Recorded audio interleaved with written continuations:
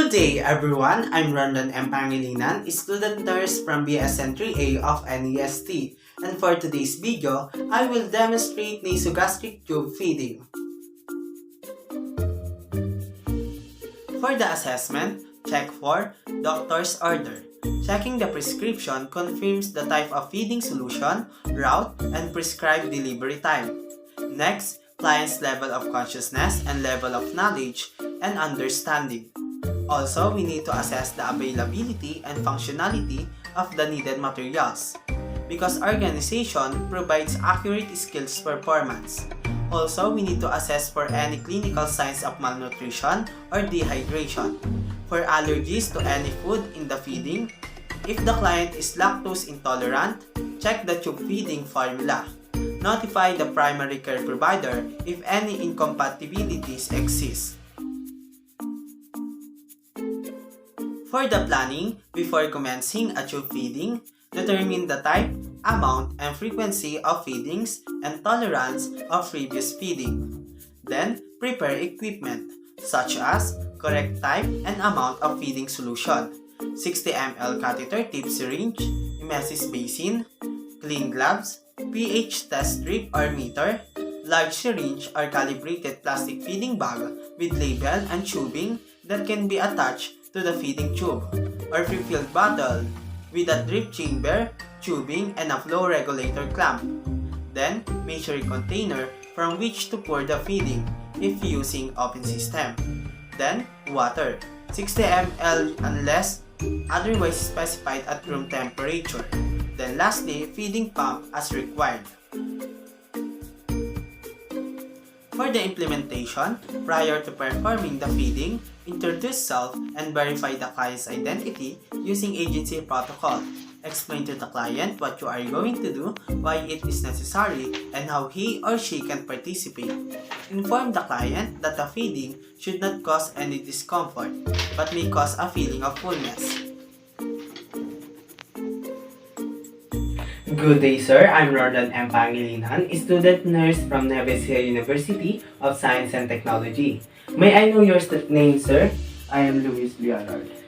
Okay po, Sir Luis Leonard. The procedure that I'm going to do is nasogastric feeding. In nasogastric feeding is where a narrow feeding tube placed through your nose down into your stomach. The tube can be used to give you fluids, medications, and liquid food complete with nutrients directly into your stomach. In this procedure, sir, it should not cause any discomfort, but may cause a feeling of fullness. So, sir, let us start na po.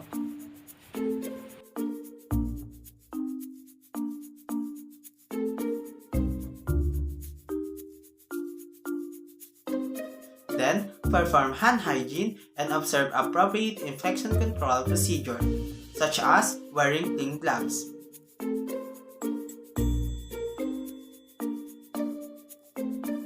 So, sir, how's your day po? That's good po. Then, provide privacy for this procedure if the client desires it. Tube feedings are embarrassing to some people.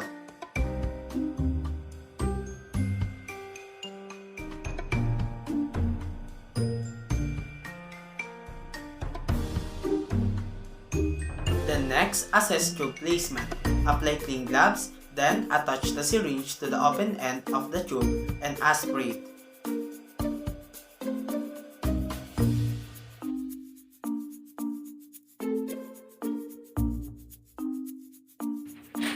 I don't have 30 ml syringe, so I will use this as an alternative to have some gastric contents.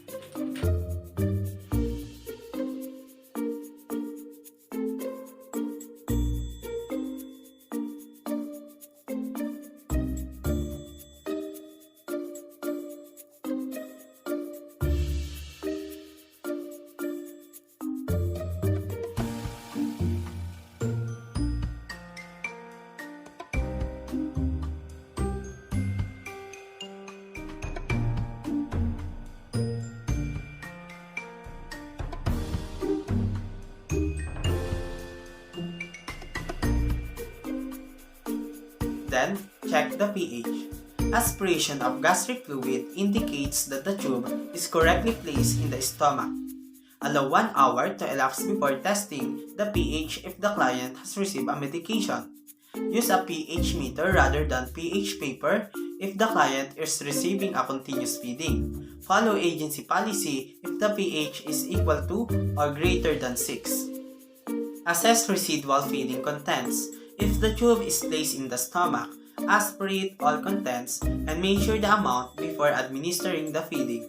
The amount of residual reflects gastric emptying time and indicates whether the feeding should continue.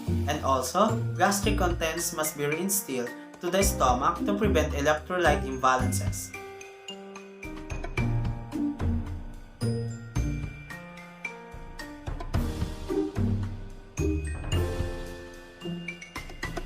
Then next, administer the feeding. Before administering feeding, check the expiration date of the feeding.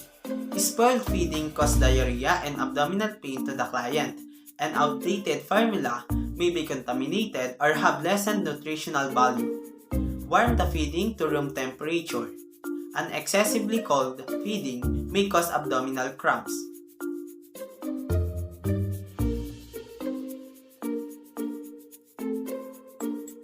Clamp the feeding tube. Clamp the feeding tube before all of the water is instilled. Clamping prevents air from entering the tube.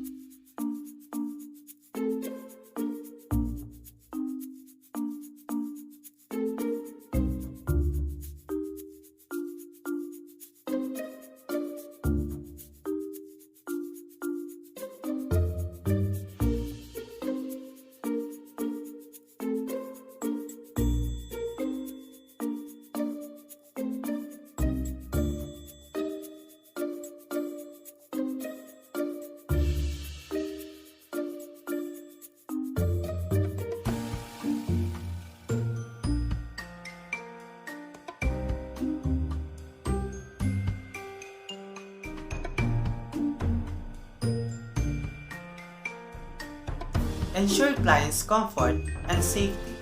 Secure the tubing to the client's gout.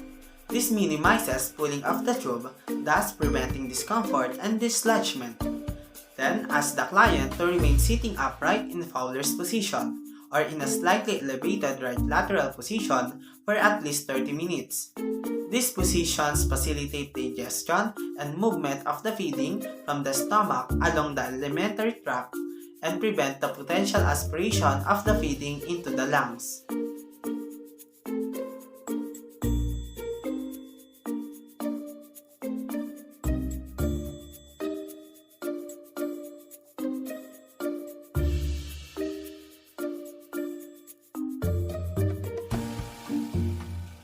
For the evaluation, evaluate the patient's response to the procedure. Then, document the procedure and other important data on the client's chart.